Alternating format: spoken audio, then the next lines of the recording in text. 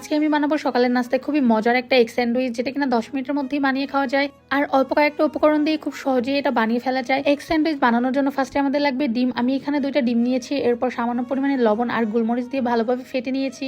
এরপর চুলায় কড়াই বসিয়ে সামান্য পরিমাণে তেল দিয়ে দিব। কড়াইটা যখন গরম হয়ে যাবে তখন ফেটে রাখা ডিমটা দিয়ে দিব। এরপর আমি ডিমটাকে একদম হালকা করে ভেজে নিব আর জালটা একদম মিডিয়ামে রাখতে হবে যাতে ডিমটা পুড়ে না যায়। এই তো আমার ডিমের এক সাইড হয়ে গিয়েছে, এরপর আমি উল্টে দিব আর উল্টাতে গিয়ে আমার ডিমটা একটু ভেঙে গিয়েছে। আপনারা কেয়ারফুলি উল্টাবেন আর ভাঙলেও এতে তেমন একটা প্রবলেম হবে না। এই তো এই পর্যায়ে আমি আমার ডিমটাকে তুলে নিব। এরপর আমি আবার কড়াইতে বাটার দিয়ে দিব আর বাটারটা মেল্ট হয়ে গেলে এইখানে আমি দিয়ে দিব 2 পিস পাউরুটি। পাউরুটিটাকে মিডিয়াম জালে একটু ক্রিস্পি করে ভেজে নিব। আর আপনারা কিন্তু অবশ্যই বাটারে ভাজবেন, তাহলে খুব সুন্দর একটা ফ্লেভার আসবে এবং খেতেও অনেক বেশি মজা লাগবে।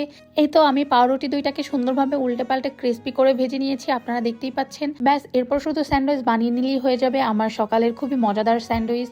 এটা বানানোর জন্য এখানে লাগবে আমাদের মেয়োনিজ, আর এটা আমার হোমমেড মেয়োনিজ, আপনারা চাইলে কেনা মেয়োনিজও ইউজ করতে পারেন। এরপর আমি দিয়ে দিব এখানে শসা এবং ডিমটাকে আমি স্লাইস করে কেটে নিয়েছি, ওই ডিমটাও দিয়ে দিব।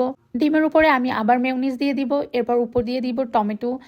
আর এইখানে কিন্তু লেটুস পাতা দিলে অনেক বেশি সুন্দর লাগতো দেখতে এবং খেতেও ভালো লাগতো, বাট যেহেতু লেটুস পাতা অ্যাভেলেবেল পাওয়া যায় না আর আমার বাসায়ও ছিল না, যার জন্য এইভাবেই বানিয়ে ফেললাম আমার সকালের খুবই ইজি একটা স্যান্ডউইচ, যেটা খেতে খুবই মজা এবং ক্রিস্পি।